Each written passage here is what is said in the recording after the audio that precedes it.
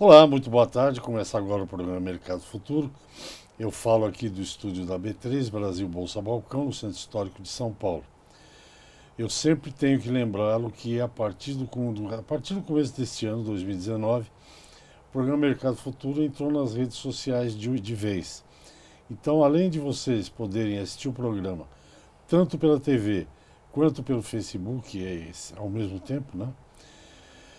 Hoje o Mercado Futuro está no YouTube, está no Facebook, está no Twitter, está no LinkedIn, enfim. Vocês podem me acompanhar, além do programa em si, eu faço vários boletins informando as coisas que vão acontecendo, seja no mercado agro, seja no mercado financeiro, seja em política, enfim. Vocês podem me acompanhar. E para me deixar feliz da vida, é só dar um like lá que eu já começo a dar risada, né? Quero que vocês acenem muito para mim e comentem as coisas lá.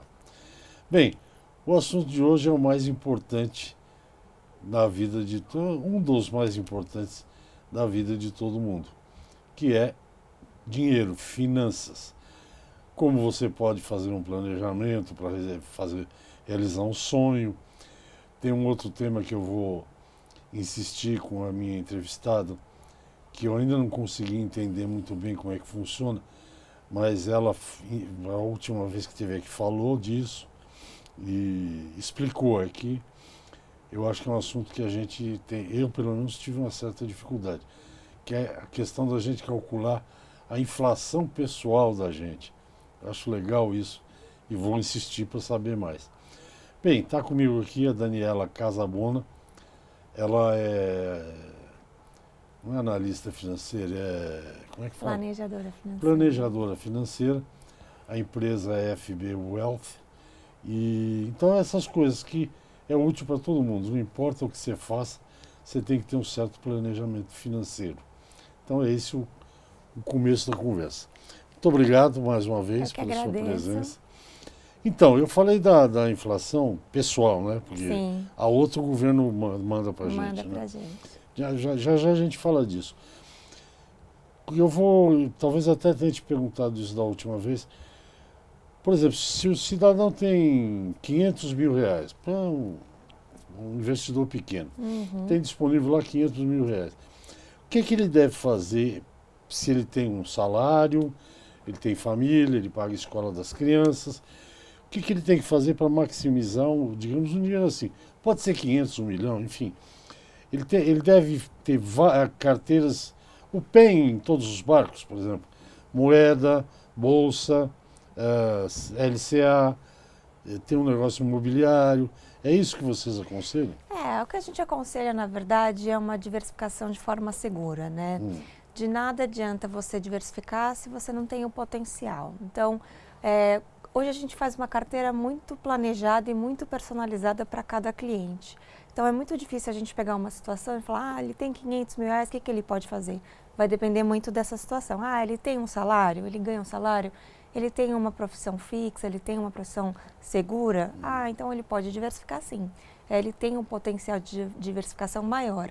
Se for uma pessoa que vive daqueles 500 mil reais, que já não, está desempregado, está procurando um emprego, a situação muda um pouco, então ele tem um poder de diversificação menor. Então vai depender muito desse tipo de situação, de como cada cliente chega ali com uma demanda, né, para a gente. No caso, vamos lá, desse cliente fictício que a gente criou, que tem escola das crianças, que tem uma profissão estável, uma família, enfim, já está mais estabilizado, ele tem um poder de diversificação maior. Então ele tem que deixar um montante ali numa renda fixa, de uma liquidez, com uma segurança um pouco mais para qualquer emergência, mas ele pode buscar uma diversificação para uma rentabilidade maior e melhor. Né? Então a gente tem aí soluções de multimercado, soluções de ações, fundo de ações, e aí dentro desse tipo de produto a gente consegue também diversificar entre fundos de fundos, trazer uma variedade de produtos melhores e maiores. Então isso faz com que a gente consiga trazer uma segurança mesmo na renda variável.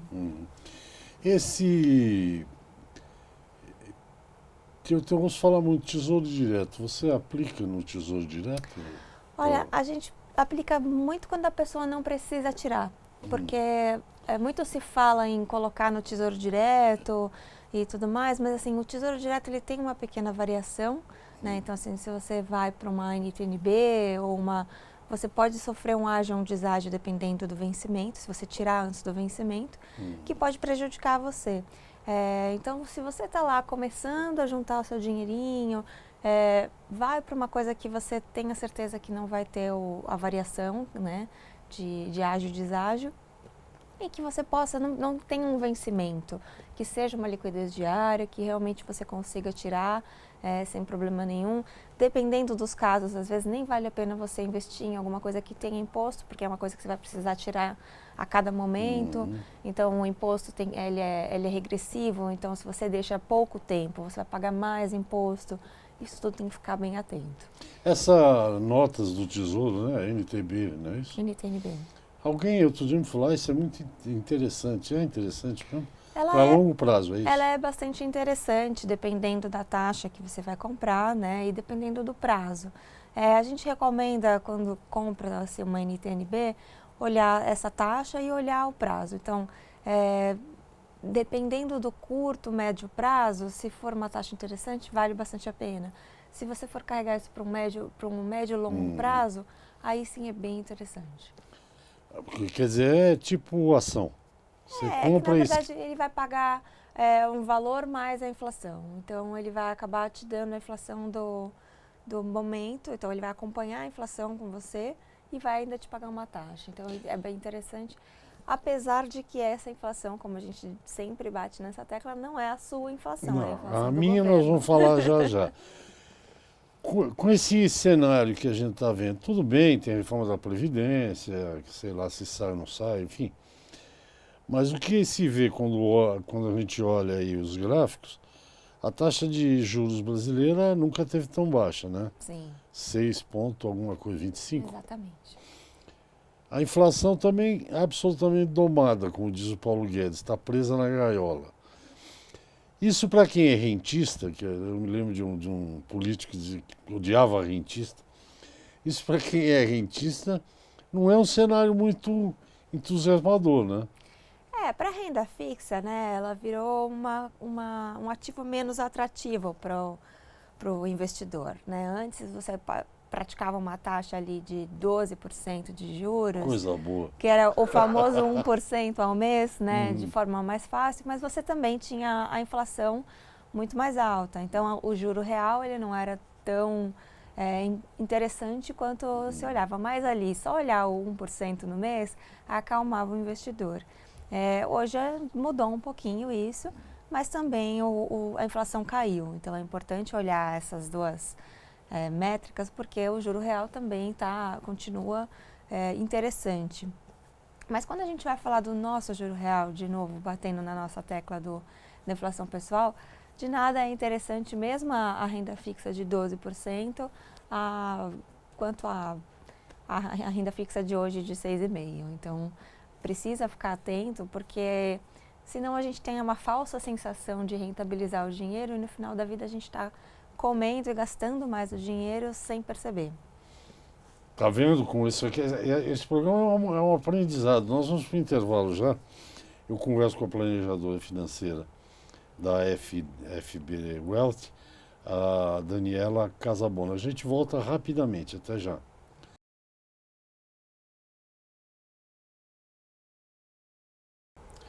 Ok, estamos de volta ao programa Mercado Futuro. A Daniela Casabona da FB Wealth, que ela faz planejamento financeiro e está explicando as coisas aqui para mim e para vocês. Eu sei que na questão financeira o passado não quer dizer nada, né? Não quer dizer rendimento futuro. Então essa é uma dica para quem está olhando aí, não vai investir. Olha, isso aqui deu 30% ano passado. Quer dizer que vai dar 30% ano que vem, né? Não. Então as coisas são tem que olhar tudo com muito cuidado. Pré ou pós-fixado? Tem alguma preferência? Olha, o pré-fixado é só se tiver com alguma coisa muito interessante, né? Hoje, assim, o que a gente chama de muito interessante? Acima de 10% com um médio prazo. Por ano? Anualizado. Porque o que acontece? A gente não sabe o que vai acontecer. O governo ainda está no famoso 100 dias, né? Acabou de bater os 100 dias. Então, tem muita coisa para se provar, tem muita coisa que pode acontecer. A gente vê que a economia ainda está tentando dar uma acelerada, mas ainda está numa coisa estabilizada para o lado negativo. Então, muita coisa pode acontecer. A taxa de juros pode subir, sim. Nada é descartado. Então, se você compra uma taxa... vou comprar uma taxa pré-fixada aqui de 8%, de repente a taxa de juros subir, você pode perder dinheiro, se for num num longo prazo. Então é importante olhar essas coisas, qual é o tempo do ativo, quanto que você vai ter que carregar esse ativo. Sei lá, eu tenho 2 anos aqui para uma taxa de 9%, aí vale a pena. Tenho mais aqui, então assim, tem que procurar essas coisas, sempre... tempo versus taxa. Entender um pouquinho isso, entender assim, daqui 2 anos o que pode estar acontecendo no país, né? Ninguém sabe. Mas a taxa vai chegar a 9? Não, não vai. Em 2 anos.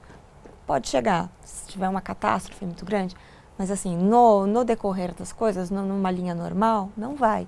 Então é um preço bom, é uma taxa boa. Daqui 5 anos... Daqui 5 anos eu não pegaria essa taxa. Por quê? Porque 5 anos a gente não sabe, é muito tempo, né?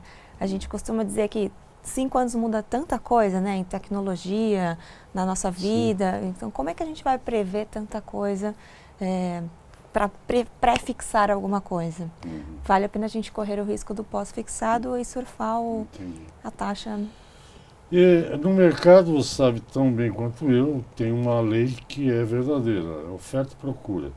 Ou seja, tem muito produto, a tendência é o preço cair. Tem pouco produto, a tendência é o preço subir. Uma coisa que eu ouço muito, eu quero saber se é verdade ou se eu fico imaginando coisa. Quanto maior a taxa que te oferecem para um investimento, maior o risco?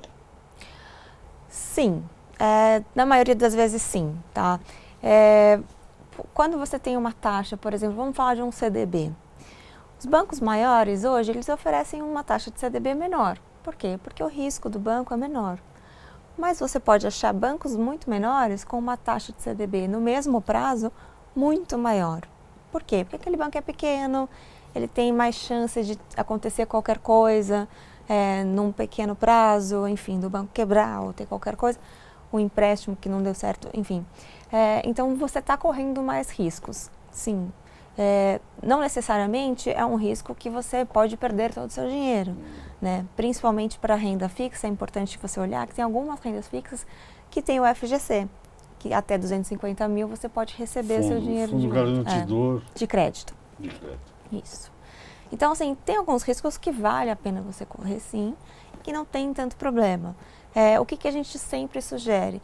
Para você manter o seu dinheiro parado parado não, preso por um tempo, olhe sempre um pequeno, médio prazo, nunca tanto longo prazo, porque o que pode acontecer? Uma emergência com você, uma emergência com a sua família, um problema com o ativo que você investiu, um problema com o governo, um problema com o mundo, né? Hoje a gente tem aí está vendo, está acompanhando uma desaceleração global do mercado. Então, seja um pouco mais pé atrás, né? Não vá olhar isso para um longo prazo, não tem necessidade. Tem coisas que você pode olhar para longo prazo, que é o seu investimento, mas não deixar coisas travadas por muito longo prazo. Vamos entrar num assunto. Quando você faz um planejamento para uma pessoa, que evidentemente você deve ter conversado com ela, saber o que ela quer, o que ela não quer, as necessidades, se ela é uma consumidora desenfreada, louca e tal. Dentro desse esquema, como é que você calcula, por exemplo, a inflação pessoal? Por exemplo, eu estou imaginando isso. Quando eu tinha 40 anos, não faz tanto tempo assim, meu seguro-saúde custava R$2.000. Agora que eu estou um pouquinho mais experiente, ele já está quase em R$4.000. Essa é a minha inflação? É um item? Essa é a sua inflação. É um item da sua inflação. né? O que a gente fala muito da inflação pessoal é que hoje o governo tem todas essas médias, né? Mas é baseada na média da população brasileira. A gente acaba optando por planos de saúde um pouco mais premium, escolas particulares que são um pouco mais caras, principalmente aqui na cidade de São Paulo. Você vê que as escolas são muito caras, né? Desde do maternalzinho até a faculdade, são escolas caras, o particular é realmente muito caro. O custo de vida em São Paulo é bastante caro também. Mas se você for acompanhando essa oscilação de preço, as coisas tendem a subir uma média de 10 a 15% ao ano. 10 a 15 é muito. É muito. Então, assim, se você olha para um juro real do nosso cliente, do nosso investidor, o juro real dele é basicamente 2 a 3% de juro real ao ano. Só um detalhe, só para... o que ela chama de juro real é o seguinte, inflação 6,25, é isso? Não, isso é a taxa de juros, o juro 6,5. O juro real é a inflação menos... Os juros menos a inflação. Juros menos a inflação. Isso. Tá. Não é bem essa conta, mas a grosso modo é juros menos a inflação. Não é aquele negócio. 12 menos 6, o juro real é 6, é isso? Isso. É mais ou menos assim. Mais ou menos isso. Então vai, Então continua. a gente chama de juro real para o nosso cliente 2% ao ano, 3% ao ano, que é bem sofrido de conseguir. Por quê? Porque se a média de juro de inflação pessoal dele é 10%, 10 a 15%, a gente tem que rentabilizar ele pelo menos 12% ao ano para a gente conseguir 2%. Então, hoje não tem mais essa matemática, não tem mais essa média essa facilidade de conseguir... Vida difícil a sua, hein? Não tem mais essa facilidade de conseguir 1%, né, de forma tão fácil como a renda fixa. E mesmo quando antes a gente tinha essa facilidade da renda fixa, a inflação era muito maior. Então a gente também tinha que correr atrás de outros ativos, diversificar para conseguir uma rentabilidade mais interessante para o nosso investidor. Gente, quanto mais eu ouço, mais eu fico preocupado. Vamos ao intervalo, eu converso com a Daniela Casabona, da FB Wealth. Ela faz planejamento financeiro, pessoa física e pessoa jurídica. Se você quiser, é só procurar só botar esse nome aí no Google que deve levar lá. Vamos ao intervalinho, eu volto já.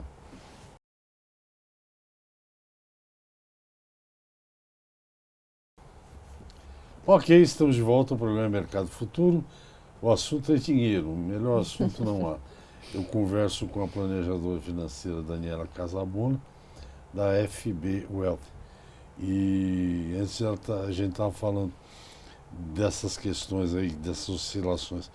Outro dia eu fiz um programa aqui e estava falando das oscilações. Eu dizia, a sensação que eu tenho hoje é que o mercado financeiro trabalha...